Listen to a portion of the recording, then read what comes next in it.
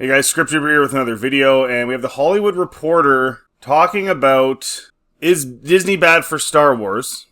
An analysis. I'm not going to go through this whole article. This article is like 5 hours long. But a lot of people are commenting on Twitter, and so I wanted to give my take and just let you know what I think about this. And I'm not going to go through all this. They talk about how discombobulated the sequels were. And they were crap.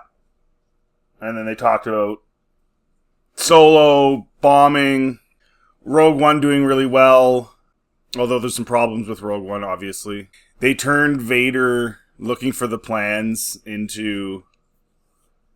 He literally sees a guy with a disc with the plans, and they're running away and passing it off to the next guy. And then they're marveling at the size of the Death Star in A New Hope, but they've already seen it. Stuff like that kind of misses the boat a little bit. Although it is a pretty good movie. So anyways, I'm going to start down here because there's no point in going through. We all know about all that crap.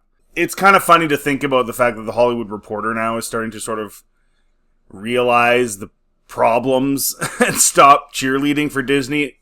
Although we'll see here. They have a way of spinning these articles oftentimes in the favor of Disney anyway, who's probably an advertiser for them, I would venture to guess. So Disney came into the gate incredibly strong. In 2019 debut season of Jon Favreau's The Mandalorian nearly single-handedly made Disney Plus an out-of-the-box success. Charmed critics and audiences, it was even nominated for an Emmy for Best Drama. Moreover, The Mandalorian proved live-action Star Wars on TV was possible. It's easy to forget this show was considered a big gamble at the time, given Favreau also launched the MCU 2008's Iron Man. He deserves to be honored at one of those medal ceremonies on Yavin. In Season 3, The Mandalorian creatively stumbled a bit, ratings slipped, and the show received backlash. And we know why. And again, this is the problem. The first two seasons of The Mandalorian, it was on its own, and it was doing its thing. And then in Season 3, they're like, okay, we kind of have to start tying this into the sequels. We have to start tying this into cloning. We have to start tying this into Palpatine.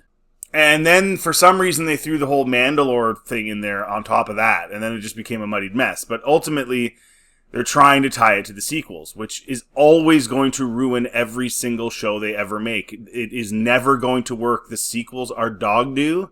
Nobody wants them. You can't make a good show that ties those in. Again, if you're going to have something like a Palpatine returning, it has to be explained properly in the films. When you're forcing shows like Mando, which had nothing to do with that, into explaining something in a movie, that means your movie was dog doo. You didn't write it properly. You can't do that. And they're doing that with a whole bunch of shows, trying to explain stuff. And that totally ruins the show when you do that. Instead of a fourth season, they're pivoting. It's going to be a movie. It'll probably perform well. Yet it also looks like Disney spent many years and untold capital struggling to develop a new Star Wars movie, and its best idea was an extra long episode of a TV show. Yeah, that's going to help explain the sequels. That's where it's going, guys. I have no excitement for this at all. Yeah, there was a couple shots in the leaked trailer that looked kind of cool, but from The Mandalorian came 2021 spin-off Book of Boba Fett, which is where some problems with the franchise's TV efforts, first emerged. So much about this brief effort was weirdly clunky. 2 Mandalorian episodes were inexplicably sandwiched into the show's 7. Now, I have always theorized, and I could be wrong here, but I think Mandalorian Season 3 took longer because I think they had already shot some of Mandalorian and they had 2 episodes edited and ready to go. They were well on their way. And then Book of Boba Fett, after whatever it was, the second episode or whatever, was so poorly received. I think they shoehorned in those 2 episodes with Ahsoka and Luke and stuff and Grogu to try and boost Boba Fett's ratings, because we all know you throw Luke Skywalker in something, you're probably going to get better ratings than if you didn't. That's my theory. I'm sticking to it. It makes sense. I think both of those episodes were supposed to be the first 2 episodes of The Mandalorian. And Boba Fett sucked so bad that they shoehorned those in. That's my theory. I think it's correct. If you look at those episodes, they don't tie into the Book of Boba Fett at all. Like, they don't make sense. They're just Mando episodes. They have everything to do with Grogu and Luke. And I don't know, man. That's just that's my theory. And any Boba Fett in those episodes is just stuff that they just edited in. And it felt like a Band-Aid effort to repair a struggling show. Exactly. The Book of Boba Fett was originally a series, not a mini-series, but was quickly concluded. See, this person sort of alludes to the fact that those 2 episodes were shoehorned in as a Band-Aid after the fact, without going as far as I'm going to go with it. There have been 4 new shows since, Obi-Wan, blah, blah, blah.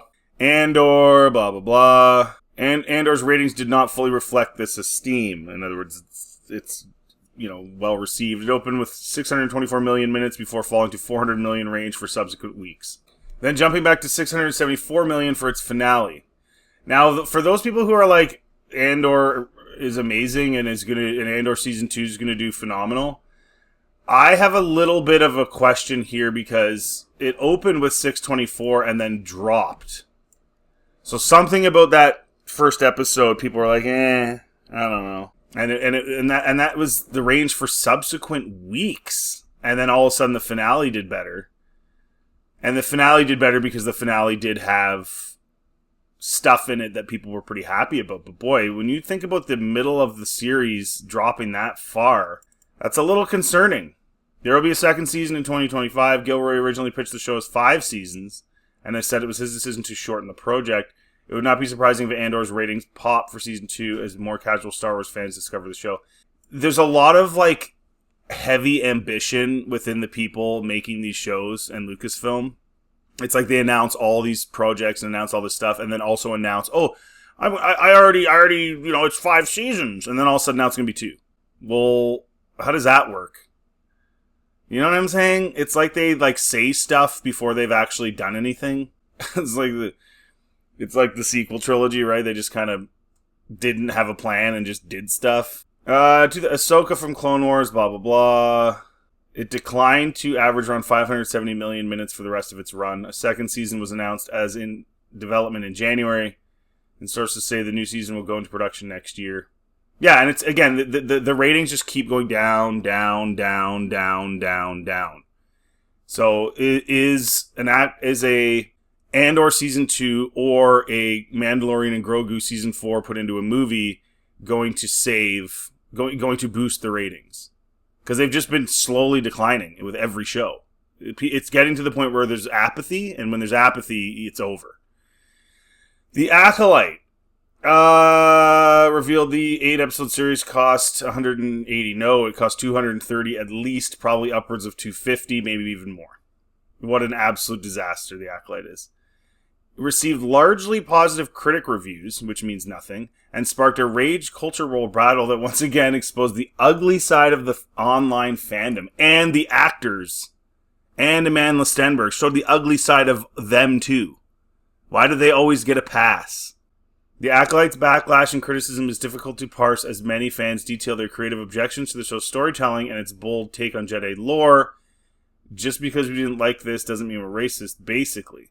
Some other Acolyte bashers were clearly... It's so few. It's such a tiny amount. The show didn't fail because of the 15 racist guys. The show failed because it sucked. And this whole attempt that they're doing to change Star Wars into a woman brand has failed dramatically. And there were a lot of people on social media when they saw this coming that said, this is gonna destroy this IP. I'm talking guys way back before The Force Awakens. When Kathleen Kennedy's standing there with the Force's female t-shirts like a complete idiot. It doesn't work. Most girls don't watch Star Wars. I'm sorry. They just don't. And they probably would, more of them would, if these shows like The Acolyte weren't so terrible. They're just terrible for anybody. The Acolyte's premiere ratings were the lowest to date. We all know that. The Acolyte is not good at season 2. We know that. And the cancellation is being portrayed by some defenders as baffling, even conspiratorial, but the show's ratings, trend, and reception point to a pragmatic decision. Yeah, you should lose money on my behalf because I just love The Acolyte. Skeleton Crew, who knows what happens? I don't know. It could be total crap.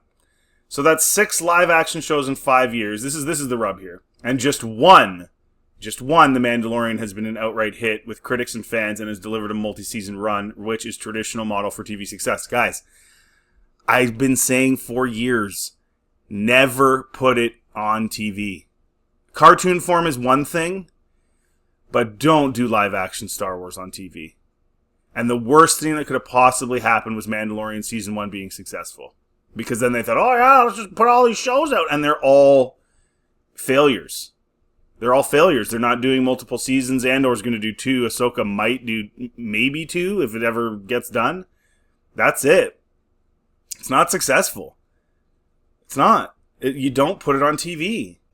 6 in 5 years, like, it's oversaturated, it's junky, it's clunky, it looks bad. What were they thinking? This was the dumbest thing they could have done. Stick to movies, stick to keeping them rare, stick to the hype. Then you'll sell the toys, then you'll do this, then you'll do that. Then you'll make the brand collabs with the fast food joints and all that stuff. This doesn't mean a single season of TV cannot be a win. Limited series are considered hits all the time, but there's a reason popular close-ended limited series like the debut seasons of White Lotus and Shogun were given second season orders and became an ongoing series. Making a show that can run for multiple seasons is a typical goal, even for streamers, because it encourages subscribers to stick around. There are also considerable startup costs in making something new, particularly in fantasy space, enormous amounts of production, costume and prop design, and all-around world building. The Acolyte Season 1 took 4 years to make, but a second season would have likely taken only half that time, with an ongoing series, blah, blah. It doesn't matter. You can't take that long. Like, you can't announce a show, a TV show. It's one thing if it's a movie, but you can't announce a TV show and then take 4 years to put it out. By the time the 4 years you get to releasing it, the hype is completely gone. It's been 4 years. Like, people have moved on. And even taking 2 years. Again, with cable TV, it was every season. It was every season, and then the really good shows would have 2 seasons per year. So you'd always have a season in October or whatever, October through Christmas, and then the really popular shows would get 2. They'd get October through Christmas, and then they get, February through April. These big gaps, I know this is like becoming, quote, the norm, but is it really working for these streaming services? I don't think so. What is left for Disney Plus after Skeleton Crew, final season of Andor, and second season of Ahsoka? 2020, Disney bullishly announced 10 new Star Wars shows. Yeah, we already know that. It's ridiculous. Landos, and Rangers of the New Republic scrapped for reasons, well, because the main lead doesn't believe in Kathleen Kennedy's politics, so if you don't toe the line, you get the boot. And now you're getting sued. Now Disney's getting sued over it. Hanging over all this is the increasing suspicion that the company may have wrung out the rag. Of course they have. It's just so oversaturated. Creatively speaking, on storylines culled from Lucas's original trilogy and his prequels, even the Acolyte's haters should give the show credit for telling a story that's far removed from the Skywalker saga.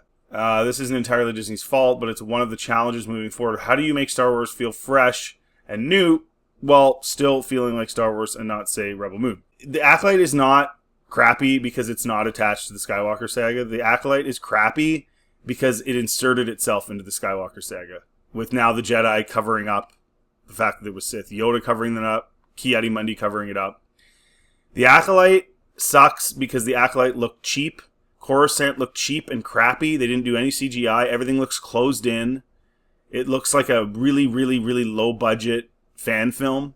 The colors are all off. Like, Coruscant looks so absolutely weird. Like, on the inside of the Jedi Temple. They got, like, reds and purples and all these weird mixed-up colors that clash. It looked cheap. Even the painting, like when the green-headed lady is walking through the door, somebody hand-painted that door, those designs on that door, and you can see flaws in it. What were they thinking? It just looks cheap and garbage. So, no, there's so many more reasons why. It has nothing to do with the Skywalker saga. It could have been really good. They just chose very, very stupid, and of course the story, my gosh. Anyways, moving on. The company has enjoyed more consistent results on the animated side. Rebels, Bad Batch, which is there to explain Palpatine, everything is, Visions, Tales of the Jedi. Another title, Resistance, received about 1/3 of the Nielsen viewership of Rebels and ended after 2 seasons. And what about Disney Plus subscriptions? Aren't subscriptions the real coin of the realm here? Took off like a rocket in 2019, steadily climbed to peak in the fourth quarter of 2022 with 164 million subs, and then started dropping for the first time to currently settle around 153.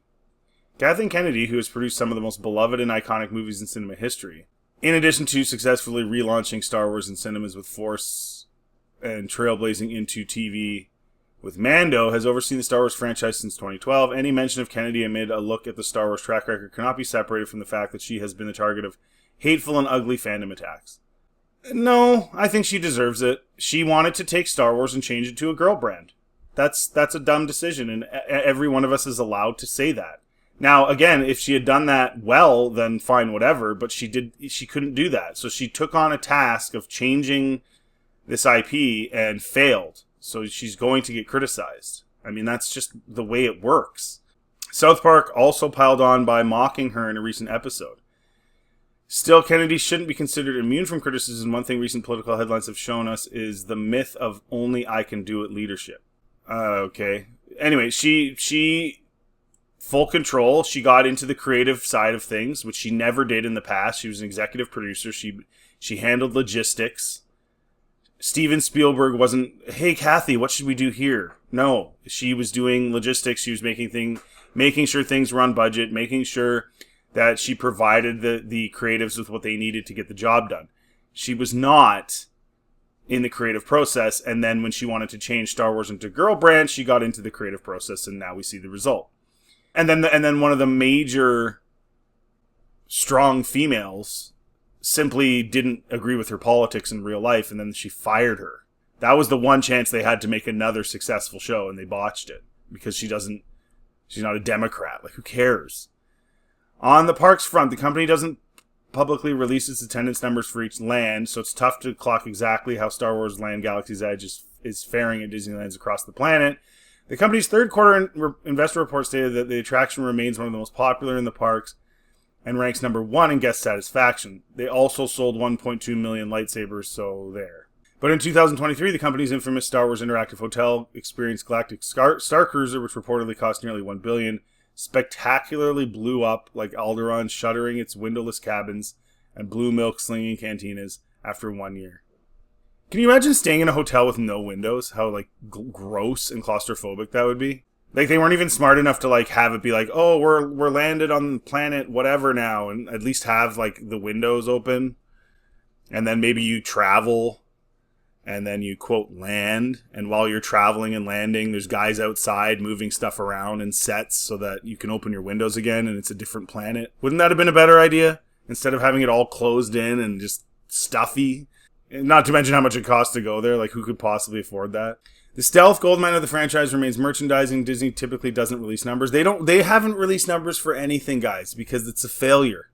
Go to Ollie's. Go to the dollar store.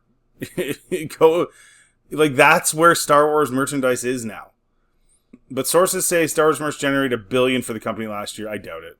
Baby Yoda has surely been a retail godsend, although it's hard to imagine Basil action figures flying off the shelves. Well, and Baby Yoda's faded now, too. And all those people now are that much older, and they're not going to be buying any more of that crap. I don't think they've sold anywhere near $1 billion. I think that's nonsense. During a presentation in March to fight an activist investor who accused the company of overspending, Disney also revealed Lucasfilm has generated nearly $12 billion in total revenue on its $4 billion investment. Well, and this is the problem, though. And they paid $4 billion for it just to buy it. So the Acolyte costs, think of the costs. Andor, $250. Acolyte, at least $250. All these shows, right? Cost. The movies, what do they cost to make? How much do they make off of them? They maybe have generated $12 billion, but they've spent at least $12 billion. If you add it up. There's so much stuffed into this fuzzy umbrella number, however, including non-Star Wars titles and projected future returns, and also so much left out. The cost of everything, so it's tough to know what to make of that $12 billion, other than Star Wars generates a lot of money, which you probably already knew. So let us, at long last, get back into that big question in the headline, is Disney bad at Star Wars? On balance, no. What?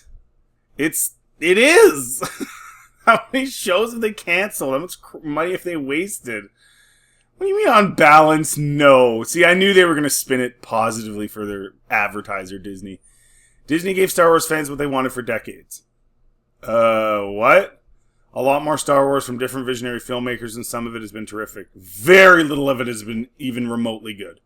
A dormant franchise that once followed a single dynastic storyline has exploded into a more diverse galaxy of characters and stories. Even the oft-maligned sequel trilogy has sequences within each film that are inarguably stunning. For all its narrative flaws, the Rise of Skywalker's farewell scene between Han Solo and Kylo Ren is as moving as anything in the canon. Not really. Not really. Not really. He sees a vision of him.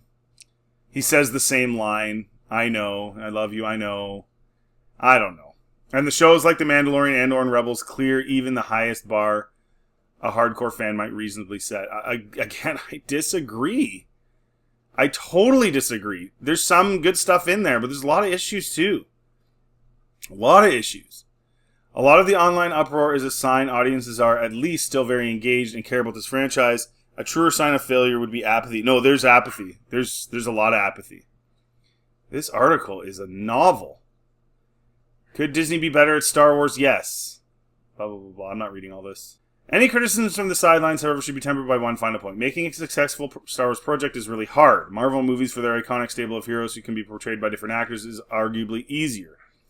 Well, the stories are already written. You just have to you have a storyboard called a comic book you can use. Lucas created this thing and made 6 live-action films over several decades, and only his first 2 were widely considered excellent by critics and fans alike. Many younger fans adore his prequels, though. They were never much loved by critics. I don't care about critics. This is also what makes making more content so tempting. The original Star Wars and Empire Strikes Back were profoundly amazing, and so captivated generations of fans, and have launched literally thousands of products and generated billions in direct and ancillary. I will agree that Empire was the key. If Empire hadn't have been good, Star Wars is over. But because it was so good, it did rocket Star Wars into the stratosphere. That movie really did. In 1981, Lucas changed the title of his Star Wars film to New Hope, and the name is apt. It's literally what's fueled studio executives, creatives, and fans ever since. Each time another Star Wars title opens with a rousing fanfare, a scroll, and a starfield, all of us get the same feeling, A New Hope. No, we don't. No, we don't. Because it all leads to the sequels. No, we don't. That's the thing. We know the strategy now. Everything is about explaining the sequels, other than the Acolyte, but the Acolyte was just awful. So, no, I think apathy has absolutely set in. I think now most people watch it to make fun of it. Right? Like, that's, to me, there's some people that like it, but the vast majority of people at this point are watching it to make fun of it because it's such a joke. Especially after the Acolyte. Like, that's just make fun of it, right? Like, what else is there to do? It's dog do. Anyways, guys, let me know in the comment section what you think. Just want to give my take there. If you like this content, please like and subscribe. Always helps the channel. If you want to check out anything else on my channel, feel free to do so, and have yourselves a really good day.